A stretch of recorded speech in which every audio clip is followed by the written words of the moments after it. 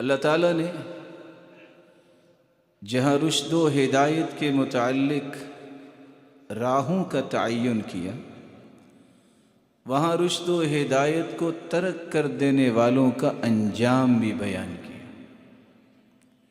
یہ قارون، یہ فرعون، یہ حامان، ان کے پاس موسیٰ علیہ السلام واضح دلائل لے کر آئے، لیکن انہوں نے تکبر کیا۔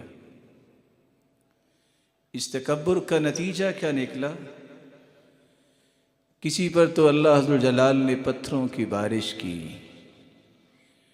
کسی پر عذاب ایسا آیا فرشتے نے چیخ لگائی اور کلیجے پھٹ گئے، کسی کو زمین میں دھنسا دیا، اور کسی کو پانی میں غرق کر کے عبرت بنا دیا۔ ساتھ ہی اللہ عز و جلال نے اس آیت کی تکملے میں کیا بیان کیا؟ وَمَا كَانَ اللَّهُ لِيَظْلِمَهُمْ وَلَكِنْ كَانُوا أَنفُسَهُمْ يَظْلِمُونَ۔ اللہ نے ان پہ کوئی ظلم نہیں کیا، انہوں نے اپنی جانوں پہ خود ہی ظلم کیا۔ دنیا کے اندر یہ تغیرات زلزلے کی شکل میں، مصائب کی شکل میں، اور طرح طرح کی مصیبتوں کی شکلیں آج انسان کے سامنے ہیں۔ ان کے اسباب کیا ہے؟ مقاصد کیا ہے؟ اللہ عز و جلال جب کسی قوم پہ مصیبت ڈالتے ہیں، اللہ عز و جلال کی طرف سے کوئی عذاب آتا ہے، کوئی آزمائش کا پہلو آتا ہے، اس کے مقاصد کیا ہوتے ہیں؟ اور پھر یہ مالک الملک کا فیصلہ، اس کے اسباب کیا ہیں؟ فیصلے تو اسی کے نافذ ہوتے ہیں۔ کسی بھی مصیبت کو جب انسان فیس کرتا ہے، بیماری کی شکل میں، دکھ کی شکل میں، غم کی شکل میں، مالی نقصان ہو یا جانی نقصان ہو، اس کے چار بنیادی مقاصد ہوتے ہیں۔ اللہ عز و جلال تنبیہ بھی کرنا چاہتے ہیں اور اپنی مخلوق کی اصلاح بھی کرنا چاہتے ہیں۔ مقصود یہ ہوتا ہے کہ ان چیزوں کو دیکھ کے مخلوق پلٹ کے اپنے خالق کی طرف آ جائے، الرٹ ہو جائے کہ آج اگر ان کے ساتھ ہوا ہے تو کل کو تمہارے ساتھ بھی ہو سکتا ہے۔ اسی بات کو اللہ عز و جلال نے بیان کیا ہے۔ ظہر الفساد فی البر والبحر بما کسبت ایدی الناس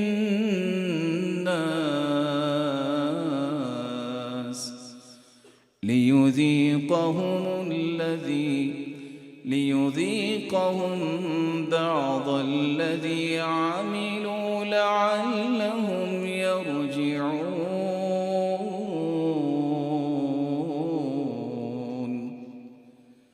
خشکی اور تری میں جو بھی فساد ظاہر ہوتا ہے، اس کا سبب انسان کے اپنے اعمال ہیں، اور اللہ چاہتے کیا ہے؟ ان کے اعمال کے نتیجے میں تنبیہ کرے تاکہ یہ اصلاح کے لیے پلٹ کے آ جائے۔ دوسرا مقصد اللہ عز و جلال نے یہ رکھا ہے، بسا اوقات انسان کی آزمائش بھی ہوتی ہے، اس آزمائش کے ذریعے کھرے اور کھوٹے کا امتیاز کرنا مقصود ہوتا ہے۔ کون ہے جو صرف نعمتوں پہ خوش ہے، اگر کوئی مصیبت آئے تو پھر بھی اللہ کے فیصلے پہ خوش ہے کہ نہیں؟ کون ہے جو زندگی کے ہر زاویے میں اللہ کی تعریف ہی کرتا ہے؟ وَلَنَبْلُوَنَّكُمْ بِشَيْءٍ مِّنَ الْخَوْفِ وَالْجُوعِ وَنَقْصٍ مِّنَ الْأَمْوَالِ وَالْأَنفُسِ وَالثَّمَرَاتِ وبشر الصابرین۔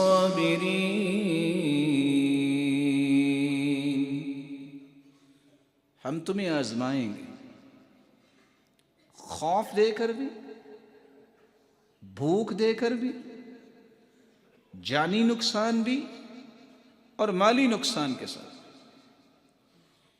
ان چار قسم کے جو آزمائش کے زاویے ہیں، دیکھنا یہ ہے کہ ان چاروں پہلوؤں میں کون پھر بھی اللہ کے ساتھ جڑا رہتا ہے۔ ایک وقت تو وہ بھی آیا تھا کہ اللہ ذوالجلال نے اپنے پیارے بندوں پر بھی ایسا خوف طاری کیا، وَزُلْزِلُوا حَتَّى يَقُولَ الرَّسُولُ وَالَّذِينَ آمَنُوا مَعَهُ مَتَى نَصْرُ اللَّهِ۔ اللہ کے پیغمبر بھی کہہ رہے ہیں، اور جو پیغمبر کے ساتھی تھے کہ مدد کب آئے گی۔ تو یہ آزمائش کے لیے بھی بس اوقات ہوتا ہے، اور اللہ ذوالجلال نے اس کے بارے میں ایک توجیہ بھی بیان کی ہے۔ أَحَسِبَ النَّاسُ أَن يُتْرَكُوا أَن يَقُولُوا آمَنَّا وَهُمْ لَا يُفْتَنُونَ وَلَقَدْ فَتَنَّا الَّذِينَ مِن قَبْلِهِمْ فَلَيَعْلَمَنَّ اللَّهُ الَّذِينَ صَدَقُوا وَلَيَعْلَمَنَّ الْكَاذِبِينَ۔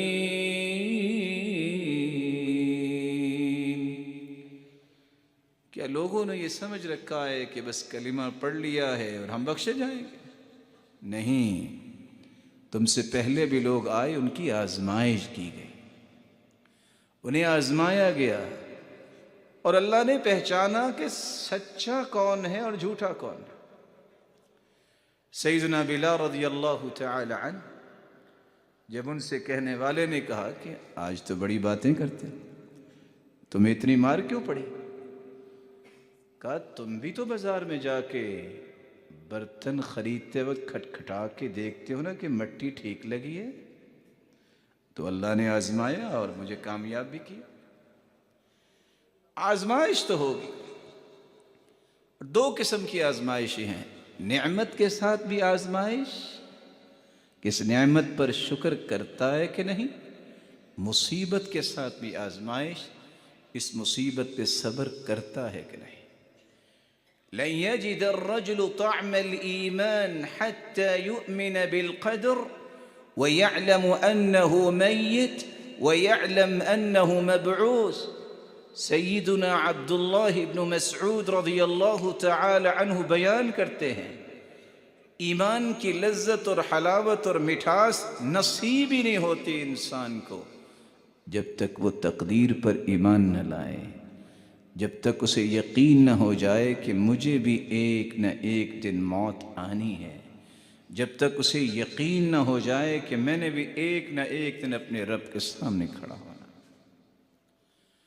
اس لیے سلف صالحین کہا کرتے تھے، لذتی وراحتی فیما قدر علی،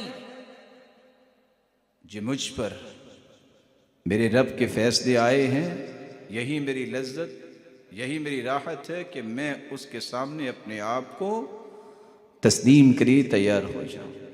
رسول اللہ صلی اللہ علیہ وسلم نے فرمایا، خلق اللہ مقادیر الخلائق قبل ان يخلق السماوات والارض ب50,000 سنة، 50,000 سال کائنات کو بنانے سے پہلے اللہ نے تمام تقدیریں لکھ دی تھی۔ تیسرا مقصد جو آزمائشوں کا ہوتا ہے، زلزلوں کی شکل میں اور دیگر شکلوں میں، بیماریوں کی شکل میں، اللہ ذوالجلال اپنے بندے کے گناہوں کو معاف کرنا چاہتے ہیں۔ ما أصاب من مصيبة إلا بإذن الله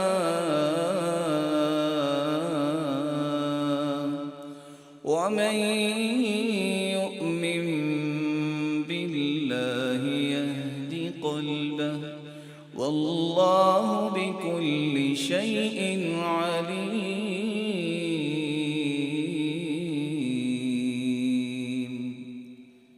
جو بھی مصیبت آئے گی اللہ کے حکم سے آئے گی، اور یہ حکم کیوں ہوگا؟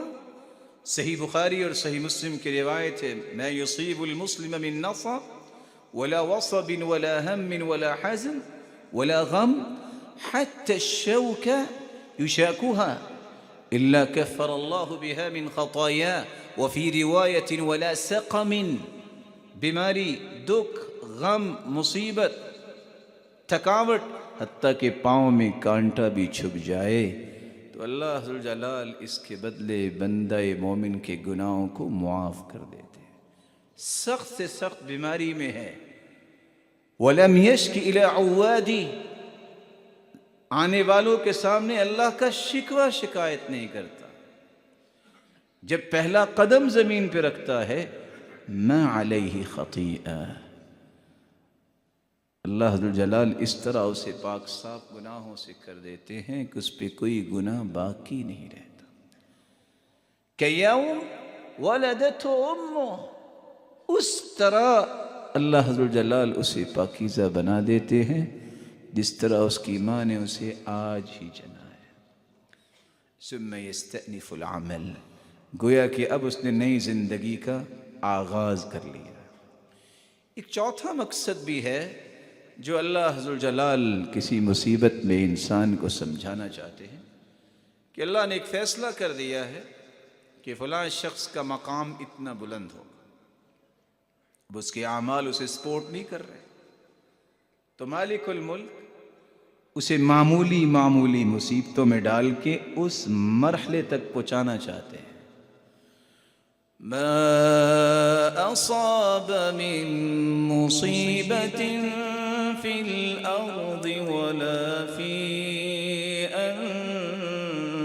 انفسکم الا فی کتاب من قبل ان نبرأها ان ذلك علی اللہ یسیر۔